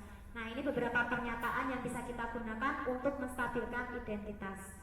Membuat kesalahan sesuatu yang wajar, manusia tidak ada yang sempurna, kita bisa memperbaiki masalah ini, nah, dan seterusnya. Jadi intinya ketika kita memanggil anak, ya kita tenangkan anak dulu, kita stabilkan emosinya dulu agar anak tersebut merasa nyaman dengan kita, agar anak tersebut nanti bisa lebih terbuka dengan kita. Itu fungsi dari menstabilkan identitas. Kalau sudah stabil, baru nanti kita masuk ke tahapan yang kedua, yaitu validasi tindakan salah. Nah, kita cross check dulu, kita konfirmasi dulu kesalahan apa yang sudah dia perbuat. Nah, di sini harapannya ketika anak itu berada pada tahap ini, anak bisa menceritakan kesalahan apa yang sudah dia perbuat dengan ucapan dia sendiri. Jadi dia sadar, oh saya itu sudah melakukan kesalahan, datang terlambat, saya mengambil makanan teman saya. Nah, jadi dia sudah tahu di sini itu adalah perbuatan salah. Jadi kita cross check dulu apakah benar atau salah, istilahnya konfirmasi ya. Nah, prinsip yang digunakan adalah di sini berdasarkan prinsip setiap perilaku berupaya memenuhi suatu kebutuhan tertentu. Nah, ini jadi guru di sini menerapkan kebutuhan dasar 5 tadi, bahwa setiap anak melakukan segala sesuatu itu pasti dilatar belakangi dengan kebutuhan dari anak tersebut. Jadi kita cari tahu seperti yang disampaikan Bu Ani tadi, ketika si Doni itu mengambil makanan, nah kita panggil dulu, terus kita tanya dulu, kita konfirmasi apa yang sedang terjadi. Nah, itu masuk ke validasi tindakan salah ini. Nah, dari sini kita nanti tahu kalau anak tersebut itu ternyata ingin memenuhi kebutuhan, misalkan tadi survival, dia butuh makanan karena lapar. Nah, jadi kita nanti di sini juga akan menuntun anak untuk mencari solusi yang tepat sesuai dengan kebutuhan anak tersebut. Terus guru akan bergeser dari pemikiran stimulus respons menjadi proaktif. Jadi tidak sebab akibat lagi, tapi di sini sudah lebih aktif lagi. Mengenali dan mengakui kebutuhan murid ini dapat memperbaiki hubungan dengan murid. Jadi kita tidak anak ketika kita panggil, termasuk guru BK ya, atau wali kelas. Jadi kalau anaknya sedang melakukan kesalahan dipanggil, tidak malah kita menjadi jauh dengan anak tersebut karena anak merasa tidak nyaman ketika dipanggil. Nah, jadinya nanti anak kalau ketemu kita lari, tapi anak malah akan lebih dekat. Tujuannya seperti itu. Jadi kalau dia ada permasalahan, maka dia tidak akan sungkan datang ke kita untuk mencari solusi juga, untuk berdiskusi ya. Terus pernyataan atau pertanyaan disampaikan dengan nada suara tidak menghakimi atau memojokkan ketika kita melakukan validasi. Nah, contohnya bagaimana? Contohnya ada di bawah itu Bapak Ibu. Misalkan kamu bisa saja bertindak lebih gegabah lagi dari ini. Kamu bukan melakukannya tanpa suatu alasan tertentu. Kamu melakukannya karena mempertahankan sesuatu yang penting bagimu ya, seperti itu. Jadi kita ketika anak menceritakan kesalahannya, kita tidak langsung memojokkan, tapi kita berusaha untuk memahami kesalahan tersebut. Selanjutnya Pak Henry. Dan yang terakhir di sini adalah tahapan menanyakan keyakinan. Nah, ini sangat penting Bapak Ibu untuk mengembalikan siswa terhadap keyakinan yang dia yakini. Tentunya keyakinan di sini adalah keyakinan terhadap nilai-nilai kebajikan.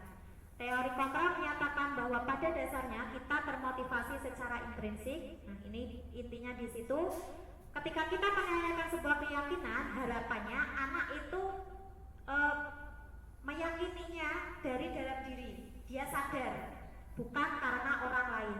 Terus saat perilaku salah telah tervalidasi, dan identitas sukses telah stabil, maka murid telah siap mengaitkan keyakinannya dengan tindakan yang salah.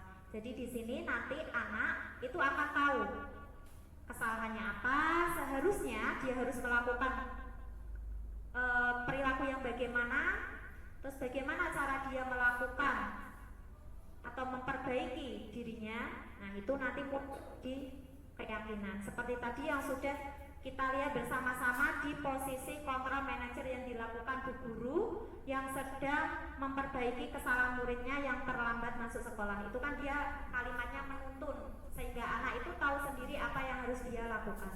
Selanjutnya, nah ini hal-hal yang perlu diperhatikan dalam segitiga restitusi. Ini yang perlu kita pegang Bapak Ibu. Yang pertama, perilaku yang salah perlu dikaitkan dengan nilai-nilai atau keyakinan yang telah disepakati atau disetujui.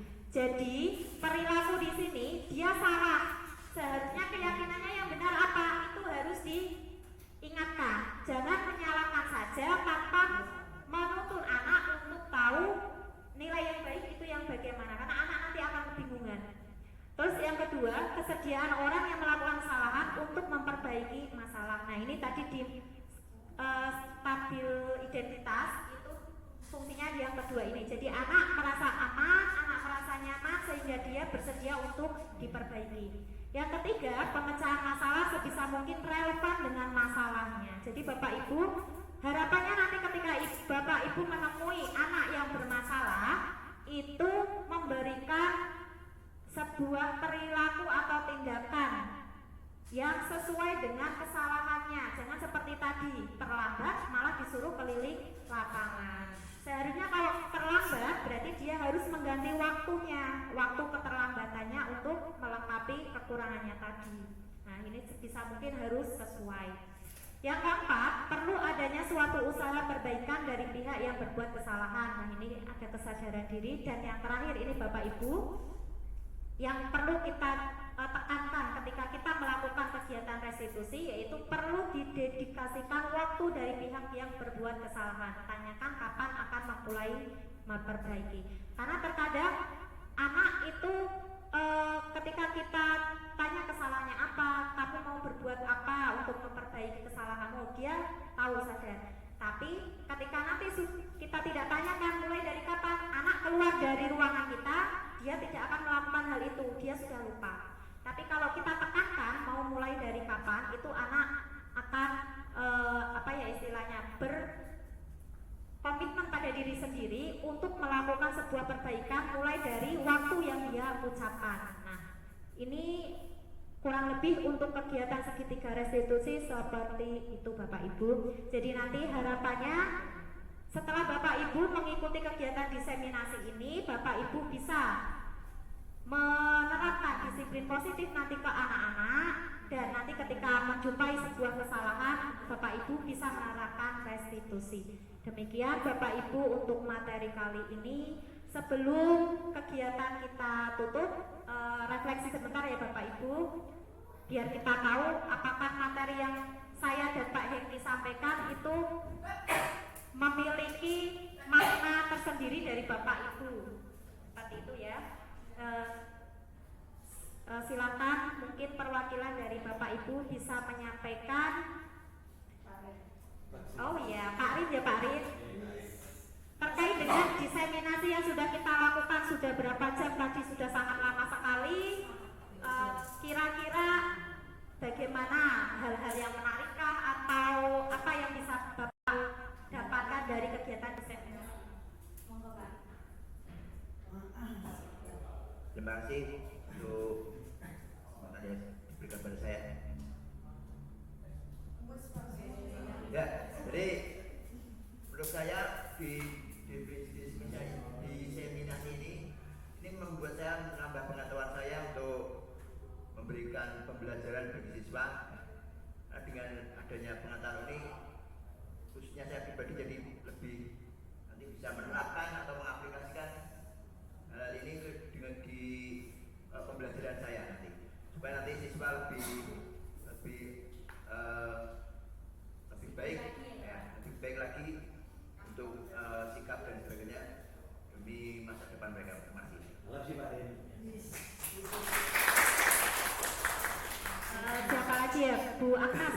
coba. Terima kasih menambah wawasan saya supaya tidak menjadi pemarah dan bisa mengelola emosi untuk menjadi seorang manajer terhadap anak.